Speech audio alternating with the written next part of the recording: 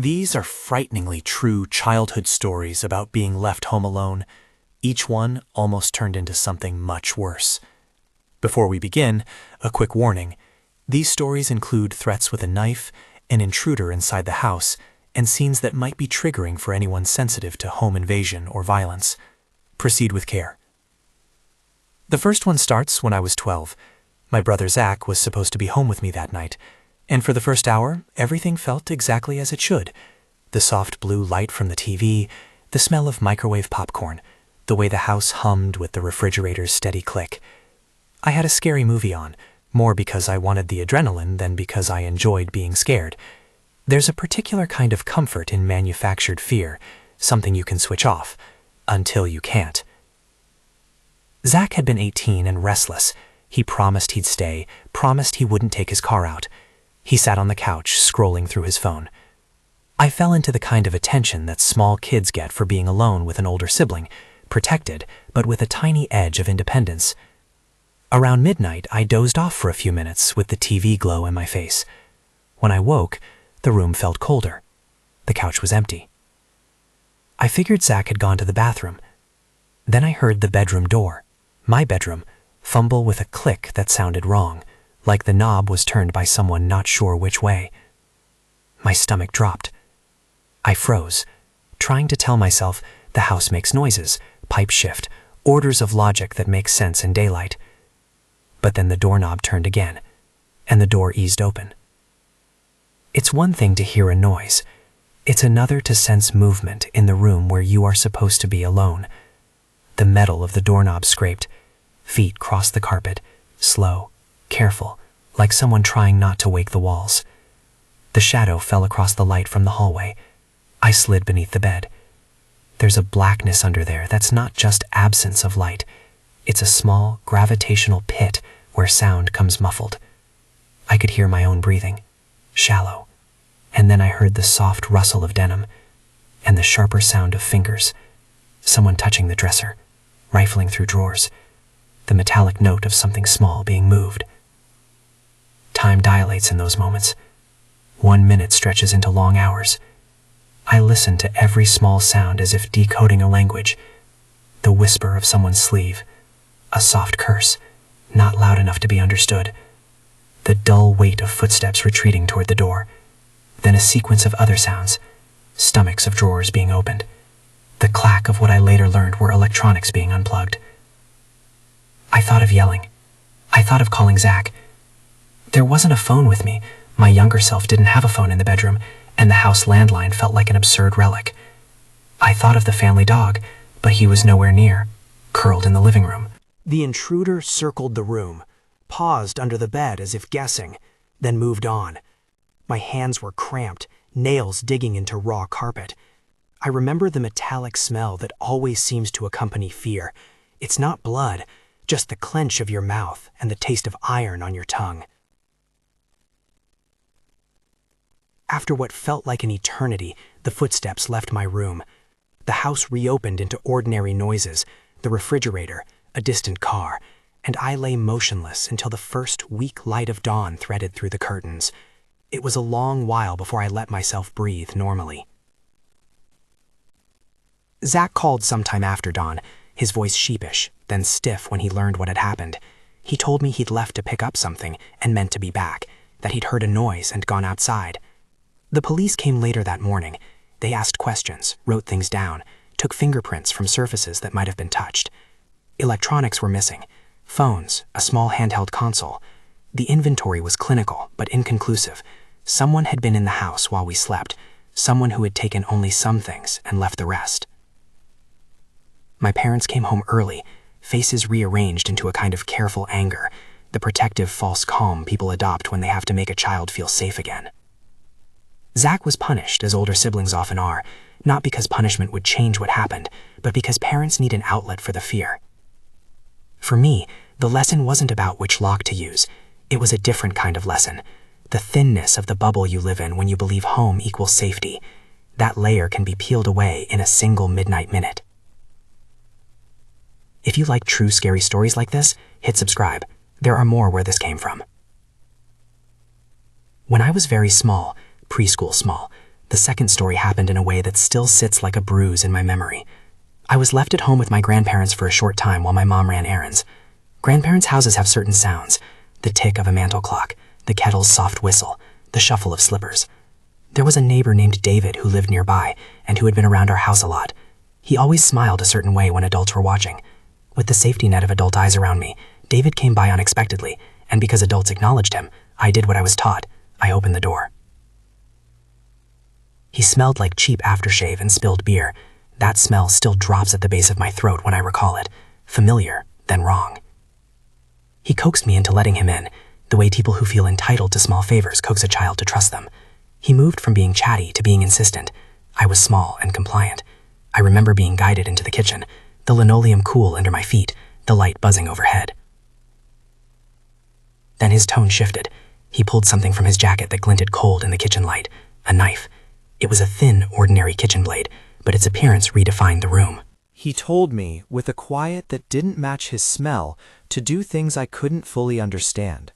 My grandparents were late. The clock's tick sped up. I remember thinking that the world had narrowed to that linoleum square and the tip of the knife. Grandpa came back at that minute. Like some line in a book, he entered with the door still warm from being used, and he saw what was happening. The next few seconds are sharp and dissonant in memory. Grandpa's voice, sudden and low. David's stumbling retreat. A scuffle that seemed loud enough to make the walls jump. My grandpa, small, fierce, confronted him and then shoved him outside. I watched David flee down the steps and disappear into the dim. I remember the way my grandparents moved afterward. Protective, immediate, folding around me like a defense. They sat me on the sofa and wrapped a blanket, even though it wasn't cold. Later, people in the neighborhood acted as if nothing had happened. There was a silence, a tacit avoidance that felt like guilt or perhaps fear. David was never seen at our house again, at least not by me. There was no parade of arrests in the street, no formalities that a child might find satisfying. What remained was a quiet lesson about trust and the varnish of safety that adults around us present. I learned that familiarity can be a mask for danger. I learned that even known faces can carry unpredictable threats. The third one is the one I still replay more often than the others, because it was built out of choices made in a moment that felt like freedom. I was 15, it was spring break, and I let my guard down because I wanted to feel grown up. Mason, a friend from school, dropped by with another guy I knew only casually, Neil. Neil seemed fine at first. Too loud, a smirk that lingered, a voice that tried to own a room he hadn't bought. Mason said he'd vouch for him. In my head, I decided that mentioning my parents not being around was not an invitation but simply a fact. We sat around the living room, music low, sunlight yawning in through the blinds. There was a carelessness to those first moments, the feeling of a house that belonged to me, the sense that I could invite people in and control the night. Then the mask slipped. Neil's behavior started odd small ways, delayed responses, eyes that didn't track right, that smile that stretched too long. He joked in a way that sounded rehearsed. At one point he asked if our doors were locked. It struck me as a question too pointed to be casual. Then he reached for the kitchen drawer. No, he reached for a knife, the kind you keep in a block on the counter. He held it as if testing its balance, and when he looked up at me, the grin folded into something else. Not quite a smile, not something I could read. You can tell when someone is not simply buzzed on alcohol, but somewhere else entirely. The coordination is off, and the eyes are glassed by something that hums behind them. I later found out he was in the grip of a severe drug-induced psychotic episode. I will not attach that word psychosis to him as shorthand for violence. It was a medical state, a terrifying one, and not a moral failing. My hands went reflexively to the doorknob. I might have panicked, I might have stayed calm. The memory is both. I remember telling him to leave, in a voice that tried to stay small but somehow landed loud. He smiled that uneven smile and advanced. I grabbed the deadbolt while my heart hammered the ribs of my chest. I locked the door. I told Mason to get him out. Mason hesitated, then shoved Neil toward the door. Neil banged on the glass, hands pressed to the frame, grin crooked. I called Zach. My voice trembled. I told him to come home now. Zach arrived with friends, a cluster of teenagers who became a barrier between me and the raw edge of what could have happened. They pulled Neil away and forced him down the porch steps. Someone called the police.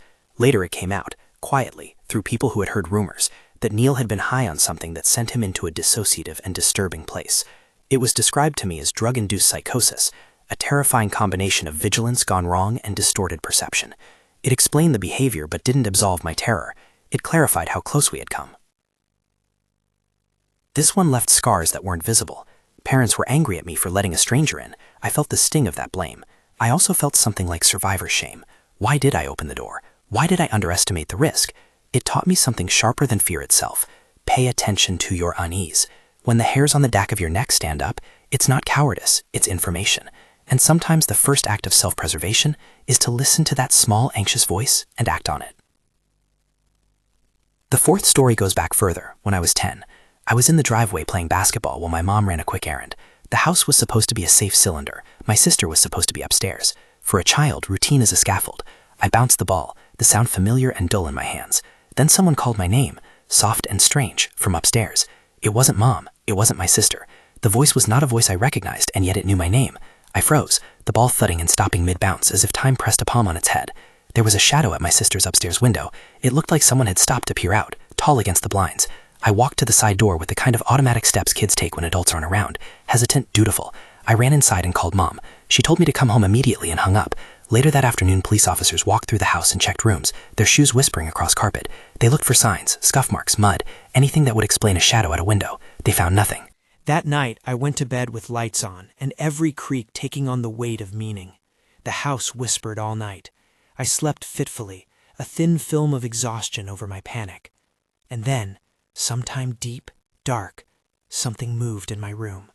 I woke to the sense of a body in the space between my bed and the window, a presence tall enough to bend cause and effect. I screamed before I knew I would. The sound was a raw animal thing. Whatever was in the room bolted toward the window. There was a muffled thud and a flapping of curtains as someone vanished into the night. Through the open window, my younger self had left ajar for the breath of summer. My parents came in moments later with flashlights and voices too loud to be logic. They looked through the house, peered into closets, checked under beds. The police were called again. They searched, but as with the first time, there was no physical trace left behind. No fingerprints on glass, no footprints leading back through the yard. Nothing you could point to as evidence that someone had been inside while we slept. It was one of those horrors where the confirmation was simply the memory of movement, the sense that a human had been present, breathed in the house, possibly close enough to touch, while a child slept.